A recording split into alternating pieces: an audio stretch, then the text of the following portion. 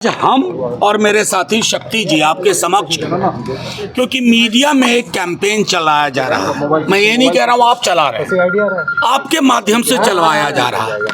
देश के प्रधानमंत्री और देश के शिक्षा मंत्री 25 लाख बच्चों के गुनहगार हैं।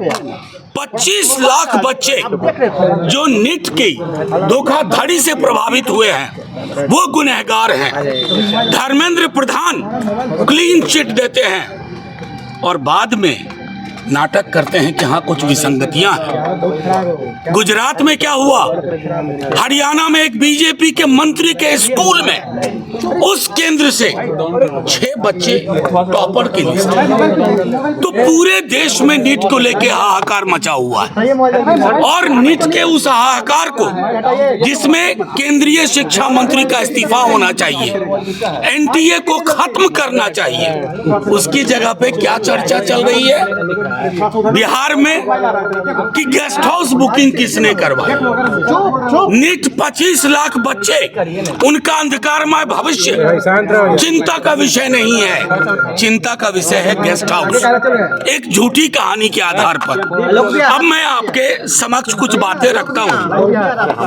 आप सब ये तस्वीर देख रहे हैं, ये तस्वीर ऊपर कर। इसमें जो शख्स दिख रहा है, इसमें जो शख्स दिख रहा है उसका नाम अमिता आनंद है।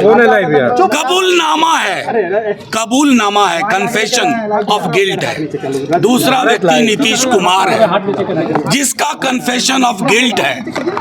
और ये तमाम चीज होने के बावजूद गेस्ट हाउस की एक कहानी बनाई जा रही है। मैं आप लोगों को कहना चाहता हूं, आप सबने सुना होगा कि मंत्री कोषांग, कौन से मंत्री का कोषांग रे भाई, पत्र संख्या 440, कहाँ है वो पत्र भैया?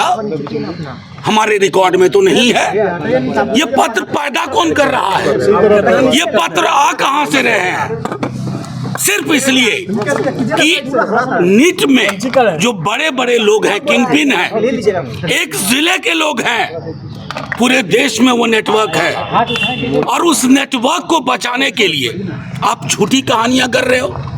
किस तरह की जुबान विजय सिन्हा जी बोल रहे हैं, जो खुद ही कबूल चुके हैं कि गेस्ट हाउस में उनके PS Pradeep Shrivastava room book कराते हैं। जिस व्यक्ति यादवेंदु का जिक्र होता है उसके बारे में सुन लीजिए कुछ तथ्यात्मक चीजें।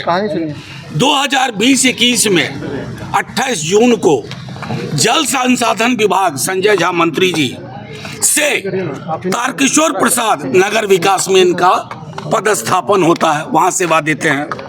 और 30 जून 22 को उनको दानापुर और पटना पश्चिम का प्रभार सौंपा गया। मंत्री कौन थे? तारकिशोर प्रसाद जी। मैं ये कहना चाह रहा हूं कि ये पूरी कहानी जो चलाई गई, जिसमें एक सरकारी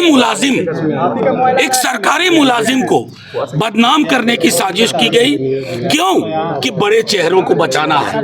जो नीट में अपराधी हैं, जिन्होंने ये षड्यंत्र रचा है, उनको बचाना है। धर्मेंद्र, मैं तो आपसे कहना चाहता हूं, आप सब समझदार लोग, अगर इतना बड़ा घपला हुआ जो विजय सिन्हा जी कह रहे हैं, तो धर्मेंद्र प्रधान को इस्तीफा दे देना चाहिए। वो तो बहरहाल कह रहे थे, ये तो सीधे तौर पर धर्मेंद्र प्रधान जी किया। मैंने प्रधानमंत्री जी की जुबान से एक शब्द नहीं सुना।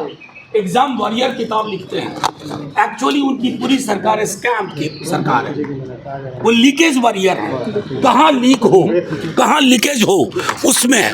तो लब्बो लुबाब ये है कि आपके समक्ष, आप मीडिया के साथी भी ये ध्यान रखो, ये 25 लाख बच्चों के भविष्य का सवाल है।